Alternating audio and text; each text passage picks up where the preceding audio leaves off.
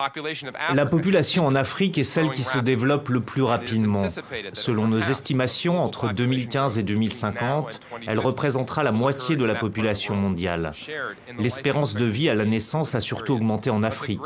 Elle a gagné 6 ans en moyenne au cours de la dernière décennie. Car l'Afrique n'est pas seulement le continent des migrations et des crises, c'est un continent d'avenir. C'est aussi à ce titre que nous ne pouvons pas le laisser seul face à ces défis démographiques, climatiques, politiques.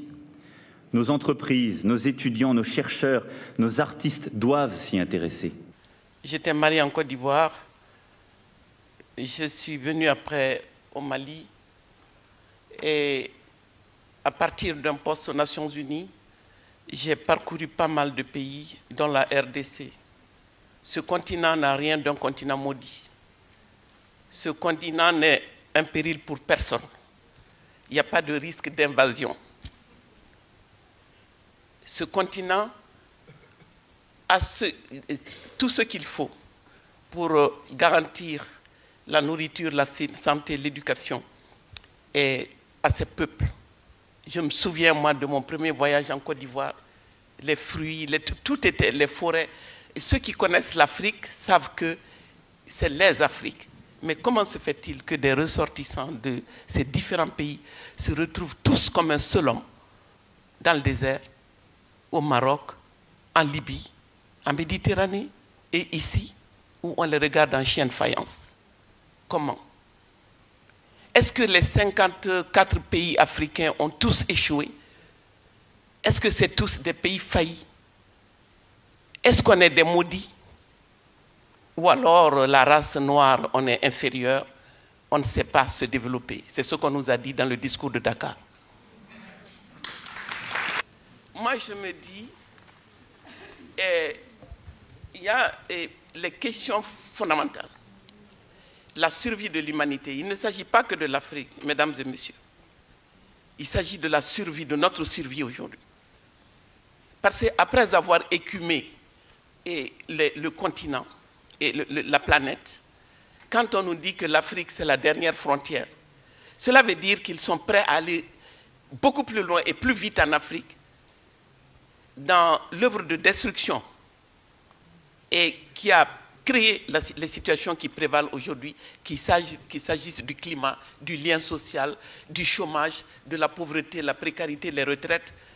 Ils sont déterminés à planétariser davantage ces solutions qui ne marchent pas. Alors pourquoi je dis que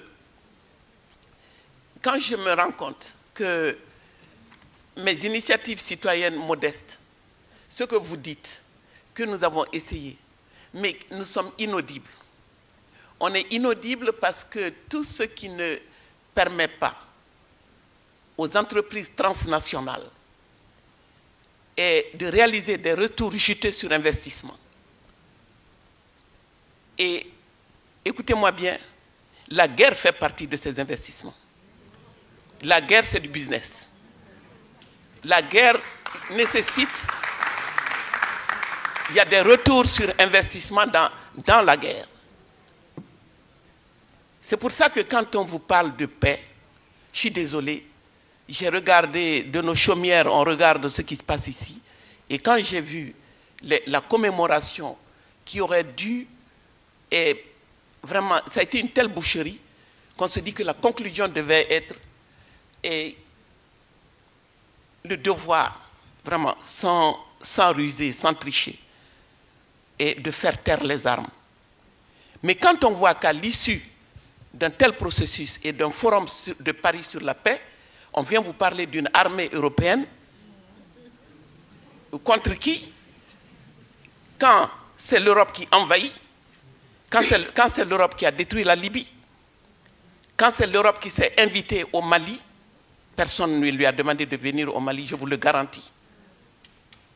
On continue, on vous laisse entendre que Serval, c'était à la demande du président malien. Je vous dis non, il y a un excellent documentaire, c'est David Poujada qui l'anime, où on voit comment est la décision.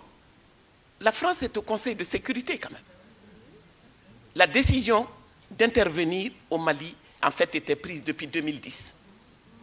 il fallait, face aux BRICS, la Chine, la Russie, il fallait absolument reprendre pied dans le précaré français.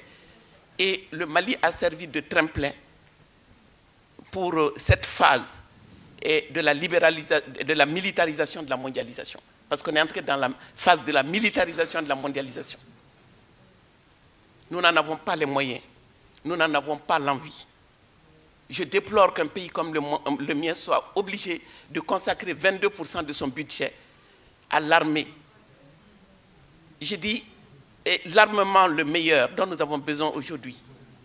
Nous devons outiller les citoyens. S'il y a une bataille à mener, c'est la bataille des idées. C'est nous les soldats de cette bataille. Et nous avons besoin d'idées nouvelles, d'idées partagées. Et tout cela, c'est à construire à la lumière de nos réalités telles qu'elles sont en train de se dérouler aujourd'hui, ici et là-bas.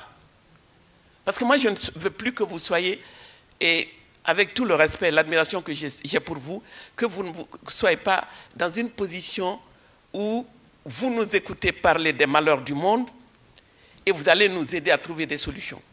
Vous n'en avez pas. Vous n'avez pas de solution. Vous pouvez donner matériellement, financièrement, contribuer. Mais les solutions les meilleures viendront des peuples eux-mêmes, des peuples avisés, organisés, mobilisés.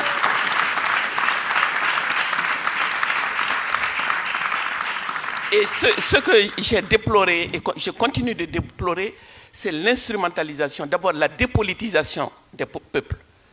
La dépolitisation des peuples ici et là-bas. On nous a fait miroiter à l'EMINC la mondialisation heureuse, l'ouverture des frontières, tout va bien, tout circule, tout le monde circule, les biens, les marchandises, mais pas les humains. Ça, on le sait maintenant. Maintenant, on sait que ça ne fait pas partie, les humains ne font pas partie de la mondialisation heureuse. Et quand on a expérimenté ça, il y a 4, 5, 10 ans, certaines erreurs étaient acceptables. Maintenant, nous n'avons plus le droit de nous tromper. Nous n'avons plus le droit de nous tromper. Parce qu'ici, on vous trompe en disant, on les aide. Bon, si vous et vos impôts servent à nous aider, et que malgré tout, on est si nombreux dans les bateaux, c'est qu'il y a un problème avec nous. Mais moi, je veux que vous sachiez qu'il y a surtout un problème avec l'aide. Un problème avec le modèle économique dominant. Le capitalisme, depuis sa naissance, a eu besoin de l'Afrique. De la traite négrière à ce jour, ce système a eu besoin de l'Afrique. Ce système ne peut pas se passer de l'Afrique.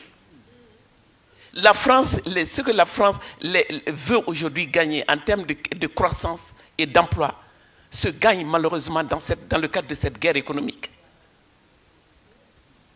Donc, les gens de la droite conventionnelle le savent, les conservateurs le savent. Ils savent très bien que ce continent immense de 30 millions de kilomètres carrés, avec toutes les ressources naturelles stratégiques dont ils ont besoin, c'est là-bas qu'ils peuvent aller chercher et la compétitivité va se gagner là-bas. Mais à condition que nous, on prépare le terrain. Si nous ne faisons pas les mêmes réformes structurelles que vous, ils ne peuvent pas entrer chez nous. Donc il faut que les politiques d'ajustement structurel, que nos dirigeants mettent bien dans leur tête que tout ce qu'ils ont à faire, c'est de réformer. Et les mêmes réformes qu'on vous inflige aujourd'hui, dont vous ne voulez pas, on va nous les infliger à nous, mais tout passe comme une lettre à la poste, parce que personne ne comprend. La télévision, nos télévisions, c'est comme la mondialisation heureuse, c'est les télévisions du bonheur. On chante, on danse à longueur de journée. Et on s'est mis à faire des novellas, il faut voir, des histoires d'amour à l'eau de rose, et la dépigmentation, les cheveux longs, ongles longs, faux style, tout est faux. Tout est faux, mais parce que c'est comme cela, la dimension psychologique, le miroir qui nous a tendu. Nous ne sommes rien tant que nous ne sommes pas comme l'Europe, tant que nous ne faisons pas comme l'Europe, ni humainement, ni politiquement. Et humainement, les femmes sont les plus piégées.